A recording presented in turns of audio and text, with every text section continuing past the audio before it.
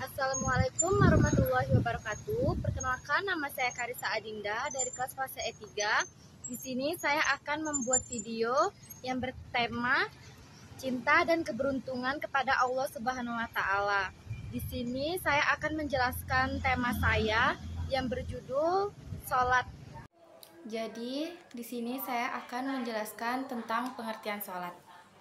Salat adalah salah satu rukun Islam yang paling fundamental dan merupakan ibadah yang wajib dilakukan oleh setiap muslim. Dalam kehidupan sehari-hari, salat memiliki peran yang sangat penting bagi setiap umat muslim. Salat adalah perintah langsung dari Allah Subhanahu wa taala dalam Al-Qur'an surat Al-Baqarah. Allah berfirman, "Dan didirikanlah salat dan tunaikanlah zakatnya." Al-Baqarah ayat 43. Salah satu bentuk ibadah wajib adalah melakukan sholat. Sholat yang wajib dilakukan adalah sholat 5 waktu, meliputi subuh, zuhur, asar, maghrib, dan isya. Sholat adalah momen khusus dari mana seorang hamba dapat berkomunikasi langsung dengan Allah. Melalui doa dari permohonan dalam sholat, kita dapat memohon ampunan, petunjuk, dan pertolongannya. Melaksanakan sholat 5 waktu sehari mengajarkan kita untuk memiliki disiplin dan keteraturan dalam kehidupan. Pentingnya ibadah dalam rutinitas sehari-hari. Dengan sholat kita juga menjadi lebih tenang dan sejuk. Dengan sholat hati kita jadi bersih dari dosa dan kesalahan yang selama ini kita perbuat. Sholat adalah tiang agama yang memiliki banyak manfaat bagi kehidupan seseorang muslim. Marilah kita tingkatkan kualitas ibadah kita agar dapat meraih kedamaian dan keberkahan dalam hidup kita. Semoga Allah Subhanahu wa taala memudahkan kita untuk senantiasa melaksanakan sholat dengan khusyuk dan ikhlas. Sholat zuhur awal waktunya ada saat waktu zawal, matahari tergelincir ke barat. Akhir waktunya adalah saat tinggi bayangan bertambah sama dengan tinggi bendanya dan tidak termasuk panjang bayangan saat zawal. Yang kedua, salat asyar. Awal waktunya adalah saat tinggi bayangan bertambah dari tinggi bendanya. Akhir waktunya disebut waktu ikhtiar. Pilihan adalah saat tinggi bayangan bertambah 2 kali tinggi benda. Akhir waktu jawaz, bolehnya ada saat matahari tenggelam. Yang ketiga, salat maghrib. Waktunya baru 1, dimulai saat matahari terbenam. Lamanya sekedar azan, berwudu, menutup aurat, melaksanakan sholat, dan sholat yang dikerjakan adalah 5 rakaat. Yang keempat, sholat isya. Awal waktunya adalah jika awan merah di ufuk telah hilang. Akhir waktunya yang disebut waktu ikhtiar. Pilihan adalah hingga 1/3 malam. Akhir waktu jawaz. Bolehnya adalah saat terbit fajar kedua, fajar syadik. Yang kelima, sholat subuh.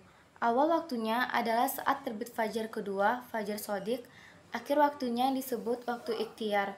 Pilihan adalah sampai isfar. Akhir waktu jawaz, bolehnya adalah sampai matahari terbit. Waktu sholat yang dibahas di sini adalah waktu sholat fardu sehari semalam. Tidak boleh mengakhirkan sampai keluar waktunya. Hal ini berdasarkan ijma'ati atau kata sepakatan ulama. Waktu zuhur dimulai saat matahari terbenam ke barat. Waktu zawal hingga bayangan seseorang sama dengan ketinggian dan selama belum masuk waktu asar. Waktu asar masih terus ada selama matahari belum menguning. Waktu sholat maghrib adalah selama cahaya merah saat matahari terbenam belum hilang. Waktu sholat isya adalah hingga pertengahan malam.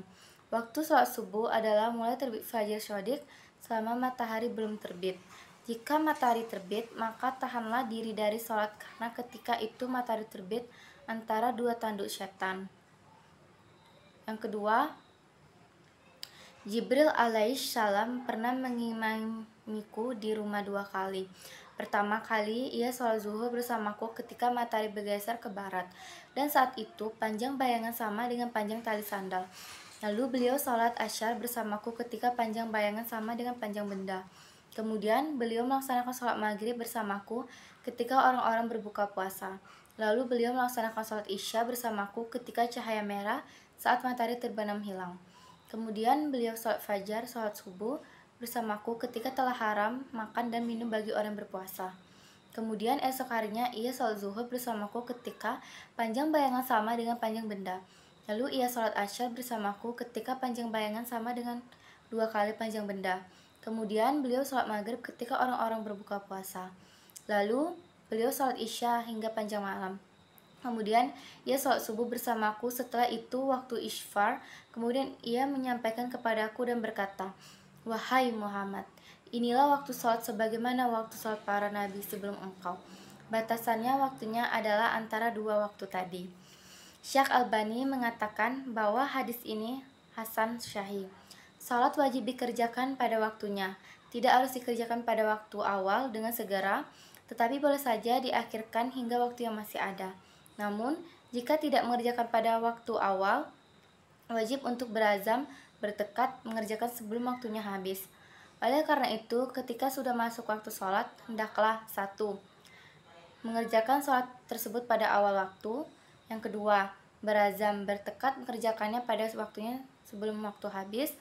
Yang tiga, jika tidak bekerja dan tidak berazam, maka berdosa.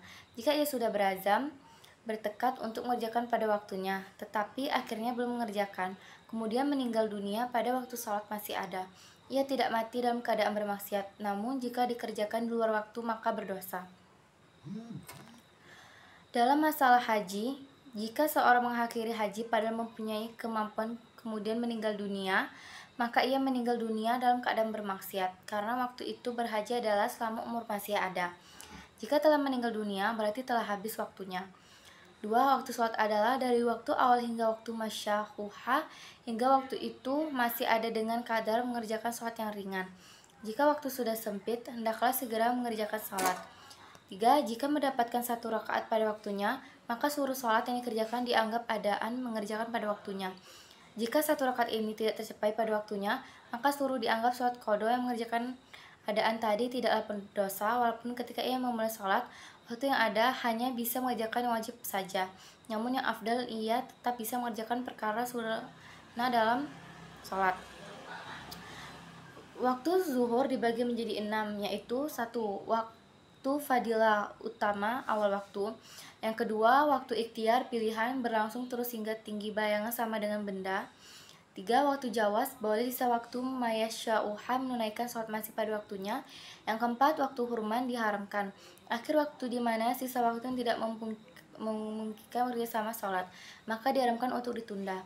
Yang kelima, waktu darurat, jika hilang penghalang dari sholat seperti haid, lalu masih ada waktu setelah mandi sekadar tabiratul iqrab dan lebih dari itu, maka sholat tetap dikerjakan. Yang keenam, waktu uzur, waktu asar bagi melakukan jamak takhir. Waktu sholat asar disebut asar karena arti asar itu dekat dengan waktu maghrib. Awal waktu asar adalah saat tinggi bayangan bertambah dari tingginya benda. Akhir waktu asar adalah saat bulan matahari tenggelamnya sempurna. Waktu asar dibagi 7 menjadi 1. Waktu fadilah utama pahalanya lebih besar awal waktu. Yang kedua, waktu ikhtiar pilihan berlangsung terus hingga tinggi bayangan bertambah 2 kali tinggi benda. Yang ketiga, waktu jawas boleh hingga waktu isfiror matahari menguning. Yang keempat, waktu jawas malqoroha boleh disertai makruh dari waktu isfiror matahari menguning hingga sisa waktu masih bisa mengerjakan sholat yang ringan mayasya salah. 5. Waktu hurman diharamkan, akhir waktu hingga tidak ada sisa waktu untuk mengerjakan sholat. Yang keenam, waktu darurat, akhir waktu ketika hilang penghalang dari sholat. Yang ketujuh, waktu uzur, waktu zuhur ketika melakukan jamak takdim. Waktu sholat maghrib. Adapun di sini syarat-syarat sah sholat 5 waktu. Yang pertama, suci dari hadas kecil dan berkecil dan besar. 2. Suci badan, pakaian dan tempat daripada najis. Yang ketiga, menutup aurat. Aurat ditutup dengan sesuatu yang menghalangi kelihatan warna kulit. Aurat laki-laki antara pusat dengan lutut, sedangkan pada perempuan seluruh tubuh kecuali muka dan kedua telapak tangan. Mengetahui adanya waktu sholat di antara sholat syah, waktunya sholat sudah ada, menghadap kiblat Ka'bah selama melaksanakan sholat terus menghadap kiblat. Di sini ada hal-hal yang membatalkan sholat. Yang pertama, meninggalkan salah satu rukun atau memutuskan rukun. Yang kedua, meninggalkan salah satu syarat. Yang ketiga, dengan sengaja berkata-kata. Yang keempat, banyak bergerak. Yang kelima, makan atau minum. Bahwa sholat dari segi bahasa berarti doa. Dan menurut istilah Sya berarti ucapan dan pekerjaan yang dimulai dengan takbir dan diakhiri atau ditutup dengan salam dengan syarat tertentu. Salat 5 waktu adalah ibadah wajib ditunaikan muslim setiap hari-harinya sepanjang hidupnya. Dalil tentang salat 5 waktu bersandar pada Al-Quran dan hadis. Ibnu Rushd menjelaskan dalam kitab Bidayatul Mustahid, semua ulama sepakat bahwa salat wajib hukumannya bagi seorang muslim yang sudah balik. Ia menjelaskan orang yang memiliki kewajiban salat namun meninggalkannya secara sengaja maka dihukumi sama dengan orang kafir. Salat fardu juga telah ditetapkan atas waktunya. Ibnu Rushd menjelaskan menurut para ulama ahli fikih, salat tersebut terdiri dari zuhur, salat asar, salat maghrib, salat isya, dan salat subuh. Salat tersebut dikenal dengan salat 5 waktu. Dalil tentang salat 5 waktu dikutip dari laman resmi Kementerian Agama disebutkan bahwa Al-Quran tidak secara eksplisit menyusun ayat-ayat yang memerintahkan pelaksanaan salat 5 waktu. Namun ada beberapa ayat yang menjelaskan tentang perintah salat. Yang pertama, surah Al-Baqarah ayat 43 yang artinya tegakkanlah salat, tunaikanlah zakat dan rukuklah beserta orang-orang yang ruku. Yang kedua, surah Al-Baqarah ayat 45 yang artinya mohonlah pertolongan kepada Allah dengan sabar dan salat. Sesungguhnya salat itu benar-benar berat kecuali bagi orang-orang yang khusyuk. Yang ketiga, surat Al-Baqarah ayat 238. Artinya, peliharalah semua salat fardu dan salat wusta. Berdirilah karena Allah dalam salat dengan khusyuk. Yang keempat, surah An-Nisa ayat 103 yang artinya, apabila kamu telah menyelesaikan salat, berzikirlah kepada Allah, mengingat dan menyebutnya, baik ketika kamu berdiri, duduk maupun berbaring. Apabila kamu telah merasa aman, laksanakanlah salat itu dengan sempurna. Sesungguhnya salat itu merupakan kewajiban yang waktunya telah ditentukan atas orang-orang mukmin. Yang kelima, surah Hud ayat 114 yang artinya dirikanlah salat pada keujung hari, pada pagi dan petang, dan pada bagian-bagian malam. Sesungguhnya perbuatan-perbuatan baik menghapus kesalahan-kesalahan. Itu adalah peringatan bagi orang-orang yang selalu mengingat Allah. Yang keenam, surat Al-Isra ayat 78 yang artinya dirikanlah salat sejak matahari tergelincir sampai gelapnya malam dan laksanakanlah pula salat subuh. Sesungguhnya salat subuh itu disaksikan oleh malaikat. Yang ketujuh, surat Al-Kautsar ayat 2 yang artinya maka laksanakanlah salat karena Tuhanmu dan berkurbanlah. Yang ke-8, Har Ahmad. Perintah sholat juga termuat dalam hadis, mengutip buku fikih bersuci dan sholat sesuai tuntunan Nabi karya Abu Usman Kasrisman. Berikut hadisnya. Bismillahirrahmanirrahim. An Anis sata zawwaja Nabi sallallahu alaihi wasallam. Qalat kana aflamah. Berikut adalah contoh cara melakukan sholat yang benar. Tahapan sholat. 1. Takbiratul ikram, mengucapkan Allahu Akbar sambil mengangkat tangan ke atas. 2. Membaca Al-Fatihah, membaca surah Al-Fatihah dari Al-Quran. 3. Membaca surat lain dari Al-Quran. 4. Ruku, menundukkan badan ke depan dengan tangan di atas lutut. 5. Itidal, berdiri tegak setelah ruku. 6. Sujud, menundukkan badan ke depan dengan dahi dan hidung menyentuh lantai. 7. Tasyahud, duduk di antara kaki kiri dan mengucapkan at-tahiyatul lillahi wa ala salawatu wa ala tayyibatu. Salam, mengucapkan assalamualaikum warahmatullahi wabarakatuh sambil menoleh ke kanan dan ke kiri. Gerakan sholat. 1. Berdiri tegak. Berdiri tegak dengan kaki rapat dan tangan di samping tubuh. 2. Mengangkat tangan ke atas saat mengucapkan Allahu Akbar. 3. Menundukkan badan ke depan saat ruku. 4. Berdiri tegak setelah ruku. 5. Menundukkan badan, Menundukkan badan ke depan saat sujud. 6. Duduk di atas kaki kiri. Duduk di atas kaki kiri saat tasyahud. Bacaan sholat. Al-Fatihah. Membaca surah Al-Fatihah dari Al-Quran. 2. Surah lain. Membaca surah lain dari Al-Quran. 3. Tasyahud. Mengucapkan at-tahiyatul lillahi wa ala salawatu wa ala thayyibatu. 4. Salam. Mengucapkan assalamualaikum warahmatullahi wabarakatuh. Tujuan sholat dalam Islam adalah 1. Menghormati dan memuji Allah. Sholat adalah cara untuk menghormati dan memuji Allah serta mengakui kebesaran dan kekuasaannya. 2. Mengembangkan hubungan dengan Allah. Sholat membantu meningkatkan hubungan antara manusia dengan Allah serta memperkuat iman dan takwa. Tujuannya ada yang 1. Untuk menghilangkan dosa. Sholat dapat membantu menghilangkan dosa-dosa kecil dan membersihkan jiwa. 2. Meningkatkan kesabaran dan ketabahan. Sholat membantu meningkatkan kesabaran dan ketabahan dalam menghadapi kesulitan dan cobaan. 3. Meningkatkan kebijaksanaan dan pengetahuan. Sholat membantu meningkatkan kebijaksanaan dan pengetahuan tentang agama dan kehidupan. 4. Meningkatkan rasa syukur dan grateful. Sholat membantu meningkatkan rasa syukur dan grateful atas nikmat dan karunia Allah. 5. Meningkatkan kesadaran dan keinsafan. Sholat membantu meningkatkan kesadaran dan keinsafan tentang kehidupan dan akhirat. Di sini ada manfaat sholat, yaitu 1. Meningkatkan kesehatan mental dan spiritual. Sholat membantu meningkatkan kesehatan mental dan spiritual. 2. Meningkatkan keseimbangan dan ketenangan. Sholat membantu meningkatkan keseimbangan dan ketenangan dalam kehidupan. 3. Meningkatkan hubungan sosial.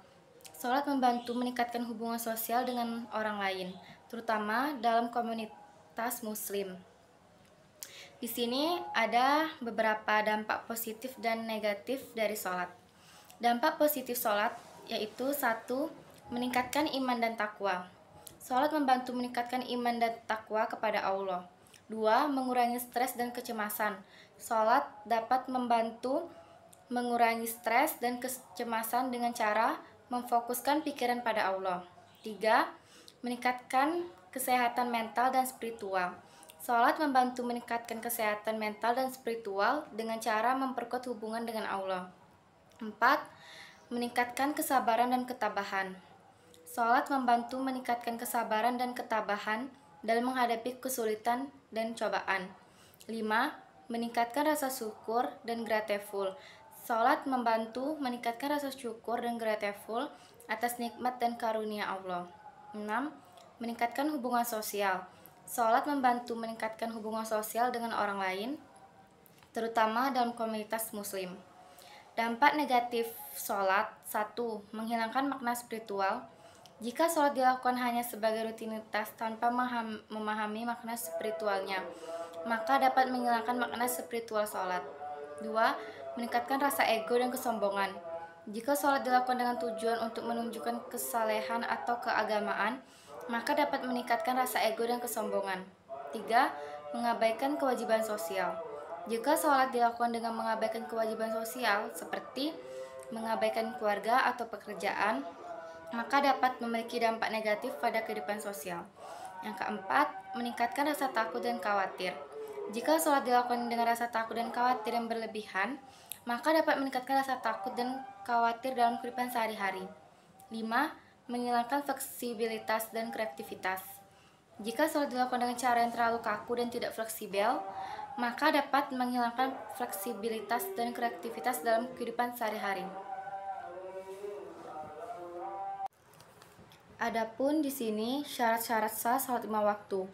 Yang pertama, suci dari hadas kecil dan berkecil dan besar. 2. Suci badan, pakaian dan tempat daripada najis. Yang ketiga, menutup aurat. Aurat ditutup dengan sesuatu yang menghalangi kelihatan warna kulit. Aurat laki-laki antara pusat dengan lutut, sedangkan pada perempuan seluruh tubuh kecuali muka dan kedua telapak tangan. Mengetahui adanya waktu sholat di antara sholat syah, waktunya sholat sudah ada, menghadap kiblat Ka'bah selama melaksanakan sholat terus menghadap kiblat. Di sini ada hal-hal yang membatalkan sholat. Yang pertama, meninggalkan salah satu rukun atau memutuskan rukun. Yang kedua, meninggalkan salah satu syarat. Yang ketiga, dengan sengaja berkata-kata. Yang keempat, banyak bergerak. Yang kelima, makan atau minum.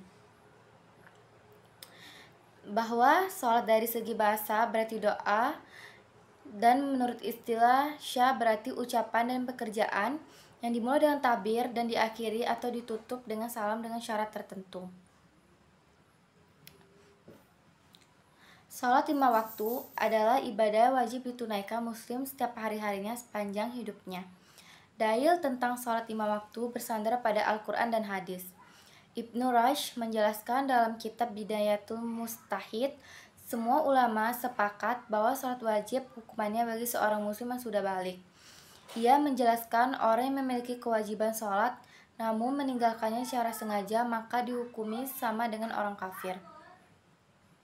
Sholat fardu juga telah ditetapkan atas waktunya. Ibnu Rushd menjelaskan menurut para ulama ahli fikih, sholat tersebut terdiri dari zuhur, sholat asar, sholat maghrib, sholat isya, dan sholat subuh. Sholat tersebut dikenal dengan sholat 5 waktu. Dalil tentang sholat 5 waktu dikutip dari laman resmi Kementerian Agama disebutkan bahwa Al-Quran tidak secara eksplisit menyusun ayat-ayat yang memerintahkan pelaksanaan sholat 5 waktu. Namun ada beberapa ayat yang menjelaskan tentang perintah sholat. Yang pertama, surah Al-Baqarah ayat 43 yang artinya tegakkanlah sholat, tunaikanlah zakat dan rukuklah beserta orang-orang yang ruku. Yang kedua, surah Al-Baqarah ayat 45 yang artinya mohonlah pertolongan kepada Allah dengan sabar dan sholat. Sesungguhnya sholat itu benar-benar berat, kecuali bagi orang-orang yang khusyuk. Yang ketiga, surat Al-Baqarah ayat 238. Artinya, peliharalah semua sholat fardu dan sholat wusta. Berdirilah karena Allah dalam sholat dengan khusyuk. Yang keempat, surah An-Nisa ayat 103. Yang artinya, apabila kamu telah menyelesaikan sholat, berzikirlah kepada Allah, mengingat dan menyebutnya, baik ketika kamu berdiri, duduk, maupun berbaring. Apabila kamu telah merasa aman, laksanakanlah sholat itu dengan sempurna. Sesungguhnya, sholat itu merupakan kewajiban yang waktunya telah ditentukan atas orang-orang mukmin. Yang kelima, surah Hud ayat 114. Yang artinya, dirikanlah sholat pada keujung hari, pada pagi dan petang, dan pada bagian-bagian malam. Sesungguhnya perbuatan-perbuatan baik menghapus kesalahan-kesalahan. Itu adalah peringatan bagi orang-orang yang selalu mengingat Allah. Yang keenam, surat Al-Isra ayat 78, yang artinya dirikanlah sholat sejak matahari tergelincir sampai gelapnya malam dan laksanakanlah pula sholat subuh. Sesungguhnya sholat subuh itu disaksikan oleh malaikat. Yang ketujuh, surat Al-Kautsar ayat 2, yang artinya maka laksanakanlah sholat karena Tuhanmu dan berkurbanlah. Yang ke-8, Har Ahmad. Perintah sholat juga termuat dalam hadis, mengutip buku fikih bersuci, dan sholat sesuai tuntunan Nabi karya Abu Usman Kasrisman. Berikut hadisnya. Bismillahirrahmanirrahim. An Anis sata zawwaja Nabi sallallahu alaihi wasallam. Qalat kana afla Hikmah sholat wajib dapat dilihat dari berbagai aspek, baik aspek spiritual, psikologis, sosial, maupun fisik. Berikut adalah beberapa hikmah sholat wajib yang dapat kita ketahui. 1. Meningkatkan ketakwaan kepada Allah Subhanahu wa Ta'ala. Ketakwaan adalah sikap hati yang selalu taat dan patuh kepada perintah Allah dan menjauhi larangannya.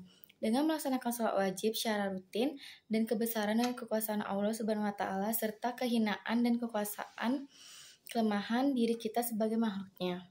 Hal ini akan membuat kita lebih takut kepada Allah Subhanahu wa Ta'ala daripada kepada selainnya, dan lebih mengharapkan rahmat dan ridhonya daripada pujian dan sanjungan manusia. 2. Memberikan ketenangan dalam diri baik lahir maupun batin. Salat wajib adalah sarana untuk berkomunikasi dengan Allah Subhanahu wa Ta'ala, Sang Pencipta dan Pengatur segala sesuatu. Dan sholat wajib kita dapat mengadukan secara persoalan dalam kesulitan yang kita hadapi kepada Allah Subhanahu wa Ta'ala, serta memohon pertolongan dan petunjuknya. Dengan demikian, kita akan merasa lebih tenang dan yakin bahwa Allah Subhanahu wa taala tidak akan meninggalkan kita sendirian dalam menghadapi ujian hidup. Allah Subhanahu wa taala berfirman dalam surat Ar-Ra'd ayat 28 yang artinya, ingatlah hanya dengan mengingat Allah hati menjadi tentram. Yang ketiga, mendapatkan kecintaan kepada Allah Subhanahu wa taala. Salat wajib adalah salah satu bentuk ibadah mahabbah atau ibadah cinta kepada Allah Subhanahu wa taala. Dengan salat wajib, kita menunjukkan rasa syukur dan penghormatan kepada Allah Subhanahu wa taala atas segala nikmat yang telah diberikannya kepada kita.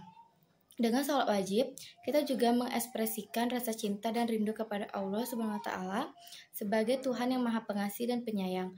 Rasulullah SAW bersabda yang artinya, barang siapa yang mencintai untuk bertemu dengan Allah, maka Allah pun mencintainya. Dan barang siapa yang benci untuk bertemu dengan Allah, maka Allah pun membencinya.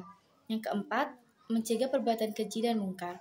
Sholat wajib adalah salah satu cara untuk menjaga diri dari godaan syaitan dan hawa nafsu yang mengajak kepada perbuatan keji dan mungkar. Perbuatan keji dan mungkar adalah perbuatan yang bertentangan dengan syariat Allah Subhanahu wa taala seperti berzina, mencuri, membunuh, berbohong dan sebagainya. Dengan sholat wajib, kita akan selalu ingat bahwa Allah Subhanahu wa taala selalu melihat dan mendengar apa yang kita lakukan. Hal ini akan membuat kita malu dan takut untuk melakukan dosa dan maksiat. Sekian video penjelasan dari saya akhiri. Wassalamualaikum warahmatullahi wabarakatuh.